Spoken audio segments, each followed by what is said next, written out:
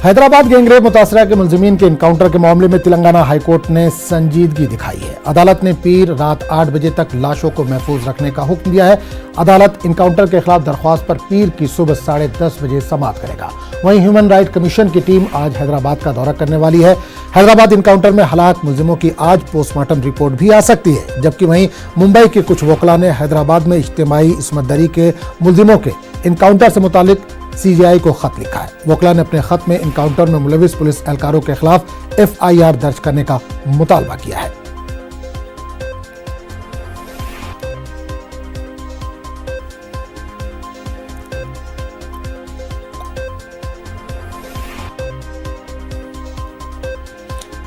तो नाज़रीन, आपको एक बार फिर बता दें कि हैदराबाद गैंगरेप मुतासरा के मुलजिमीन के इनकाउंटर के मामले में तेलंगाना हाईकोर्ट ने संजीदगी दिखाई है। अदालत ने पीर रात 8 बजे तक लाशों को महफूज रखने का हुक्म दिया है।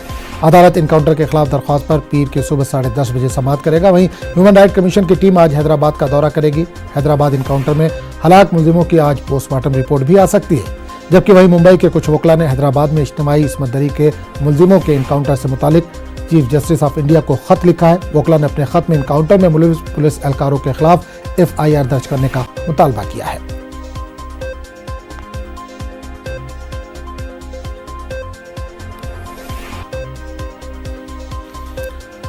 और इस पूरे मामले पर बात करने के लिए हम सीधे रुख करेंगे हैदराबाद का, जहां से हमारे नुमाइंदे संजय तिवारी इस वक्त सीधे तौर पर जुड़ रहे हैं।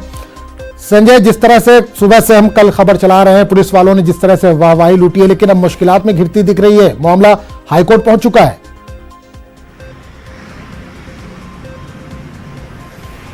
बिल्कुल, आजम हाईकोर्ट में रिट पिटीशन फाइल हुई है। हाईकोर्ट ने इस पर आदेश भी किया है कि ये जो डेड बॉडीज हैं उनको 9 तारीख को रात को 8 बजे तक उनको प्रिजर्व रखा जाए। मंडे को यानी 9 तारीख को 9 दिसंबर को इस मामले में सुनवाई भी होनी है हाईकोर्ट में। जो पिटिशनर हैं उन लोगों का कहना है कि ये पूरा जो एनकाउंटर है वो प्लांटेड है और उसको जो है वो इस तरह से नॉन जुडिशियल किलिंग को अलाउ नहीं करना चाहिए। तो हाईकोर्ट ने इसी मामले में कॉग्निजेंस लिया है। सुप्रीम कोर्ट में भी एक पिटीशन फाइल होने की बात हमारे सामने आई है। इसके अलावा नेशनल ह्यूमन राइट कमीशन ने इसको काफ़ी गंभीरता से लिया है। आज उनकी टीम यहाँ पर मौका वारदात पर जिस जगह जो एनकाउंटर हुआ चट्टनपल्ली गांव, वहाँ पर वो जाएगी और उसके अलावा वो महबूब नगर में भी जाएगी, जहाँ पर वो जो बॉडीज़ हैं उनको देखेगी और उनको किस जगह पे गोली लगी, कैसे ये घटना हुआ, वो पुलिस वालों से भी बात करेंगे। तो कुल मिला के अब ये पुलिस ने ये एनकाउंटर क्यों किया, किन परिस्थितियों में किया, अब वो जांच शुरू हो गई है। और इस जांच में उन पुलिस वालों के लिए जो कल तक वाहवाही जिनकी हो रही थी उनके लिए थोड़ा सा मुश्किल जरूर हुई है। जी आजम। बिल्कुल संजय, एक और जानना चाहेंगे कि पोस्टमार्टम के ताल्लुक से ये भी आ रहा है कि आज पोस्टमार्टम की रिपोर्ट आ सकती है, तो क्या इस ताल्लुक से कुछ जानकारी मिल पा रही है? पोस्टमार्टम रिपोर्ट कब तक आ पाएगी?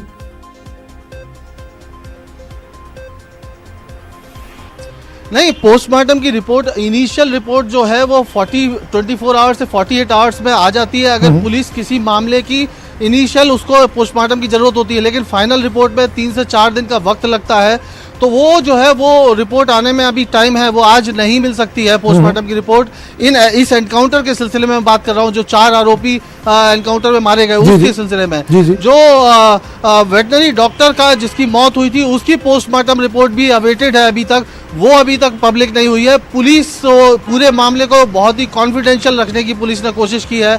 हमने हालांकि सबसे पहले बताया कि 3 तारीख को जो है वो इनको कस्टडी में ले लिया गया था 3 दिसंबर को, और कल जो है हमारी खबर पर जो वीसी सज्जनार हैं कमिश्नर साइबराबाद, उन्होंने पुष्टि की कि 3 तारीख को उनको इनकी पुलिस कस्टडी के ऑर्डर मिल गए थे। 4 तारीख को इन्होंने चेल्लापल्ली जेल से बाहर लिया। 4 तारीख और 5 तारीख 2 दिन मतलब इन्होंने कहा कि उसका इंटरोगेशन किया, और उसके बाद जो है वो ये कल सुबह जो है ये वहाँ पर मौका वारदात पे ले गए थे और वहाँ पर ये एनकाउंटर हुआ। कई तरह के सवाल जाहिर तौर पे आज हम उठ रहे हैं। वो जो एनकाउंटर जिस जगह पे हुआ वो वहाँ पर महज 20 मीटर के दायरे में चारों डेड बॉडी पड़ी हुई थी। जब कोई भागता है तो खुले खेत में वो इधर उधर भाग सकता है, एक ही साथ चारों लोग क्यों भागेंगे। दूसरी बात, जब पुलिस की उन्होंने रिवॉल्वर निकाली तो क्या उसका सेफ्टी लॉक लगा हुआ था या वो खुला हुआ था? अगर वो लगा था तो फिर कैसे जो ये 20 से 26 साल के बीच के जो आरोपी हैं उनको कैसे पता चला कि रिवॉल्वर का जो पिस्टल है उसका सेफ्टी लॉक कैसे खोला जाता है? 10 लोग पुलिसकर्मी इनको लेके गए थे, 10 में से 4 लोग जो है वो उनके कब्जे से एक साथ कैसे छूट के भाग सकते हैं? एक भाग सकता है, 2 भाग सकता है, चारों कैसे पुलिस के कब्जे से कब्जा ढीला हो गया और वो छोड़ के भाग लिए? तो ऐसे बहुत सारे सवाल जो है वो लोग उठा रहे हैं। और लेकिन वो सुबह बिल्कुल 5 बजे पुलिस वालों ने भी अपना वर्जन दिया है। उन्होंने बताया कि 2 पुलिस वाले भी इसमें जख्मी हुए हैं, मेडिकल रिपोर्ट भी उन्होंने सौंपी है। नहीं, लेकिन आजम उनको गोलियां नहीं लगी हैं। वो उनका कहना है कि एक के सिर पे पत्थर मारा उन्होंने, रिवॉल्वर सिनाई, लेकिन मारा पत्थर और वो सिर पे लगा पत्थर। इसके अलावा एक और दूसरा जो सिपाही घायल हुआ है उसको उन्होंने डंडे से मार दिया, तो इससे उसको चोट आई। अब सिर पे पत्थर लगने की चोट और डंडे से लगी चोट की गंभीरता को आप समझ सकते हैं। वो पुलिस कमिश्नर ने बताया कि ये सब लोग जो है वो वहाँ पर हॉस्पिटल में भर्ती हैं, आईसीयू में शिफ्ट हैं। तो पुलिस, लेकिन गोली किसी भी पुलिसकर्मी को नहीं लगी और पुलिस वालों ने जो गोली चलाई उससे ये चारों लोग वहाँ ढेर हो गए। तो ये सारी बातें जो है वो जो लोग इस एनकाउंटर के विरोध में खड़े हैं, जिनको लगता है कि ये नॉन एक्स्ट्रा जुडिशियल किलिंग हुई है, उनको लगता है कि कहीं ना कहीं ये वो सवाल उठा रहे हैं और उनको कहना है कि इस मामले की जांच होनी चाहिए। उनको लगता है कि एनकाउंटर जो है पूरा प्लांटेड था और पुलिस ने इसको सोची समझी रणनीति के तहत उनको मार गिराया है। तो वो जो इस तरह की दलीलें दे रहे हैं उसका इन्वेस्टिगेशन होना है। इस मामले की किसी भी एनकाउंटर की मजिस्ट्रियल जांच होती है, मजिस्ट्रेट उसकी जांच करता है और वो अपनी रिपोर्ट से, वो मजिस्ट्रियल जांच तो एज यूजुअल होगी ही, लेकिन साथ में नेशनल ह्यूमन राइट कमीशन की टीम इसकी जांच कर रही है।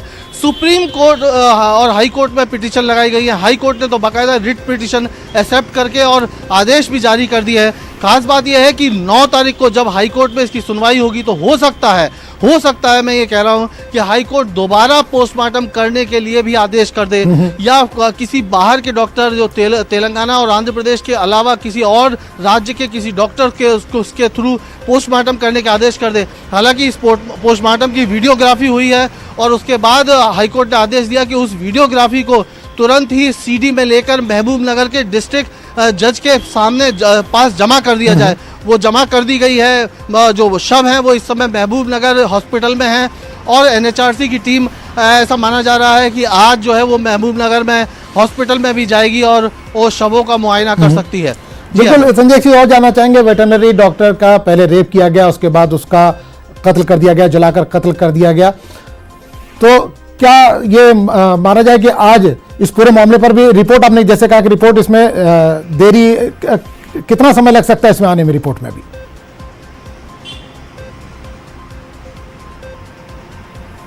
आजम, मैं एक बार सवाल दोहराएंगे आपके? नहीं, वेटरनरी डॉक्टर का जो रिपोर्ट आनी है वो कब तक रिपोर्ट आ सकती है, इस ताल्लुक से कोई जानकारी मिल पा रही है?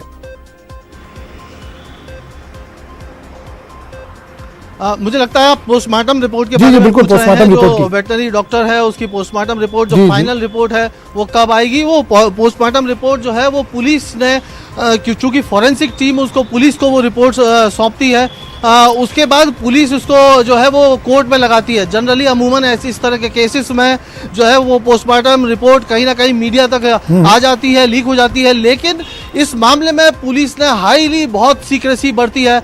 आप ये समझ सकते हैं कि जब जो उनकी कस्टडी लेने की बाद भी किसी लोगों को पता नहीं हो पाई, सिर्फ न्यूज़ 18 को ये जानकारी थी 3 दिसंबर को कि वो पुलिस को कस्टडी हो गई है, बाकी किसी को इसकी जानकारी तक नहीं लगने दी पुलिस ने।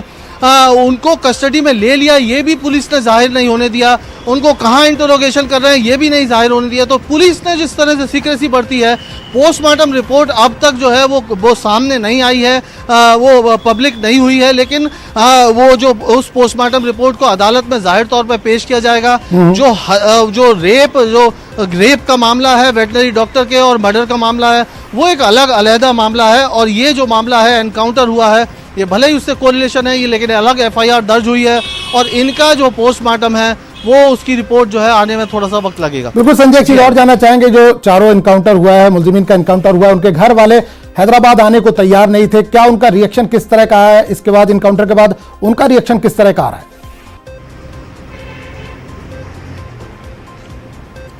आदम जाहिर तौर पर किसी का भी जिसके घर से किसी का डेथ होती है और वो भी अनटाइमली डेथ होती है तो उसके अंदर मन में असंतोष होता है। जब ये रेप और मर्डर का मामला वेटनरी डॉक्टर का आया था तो वही उसी परिवार के लोग उस समय कह रहे थे कि अगर उनके बच्चे गुनाहगार हैं तो उनको फांसी पर लटका देना चाहिए।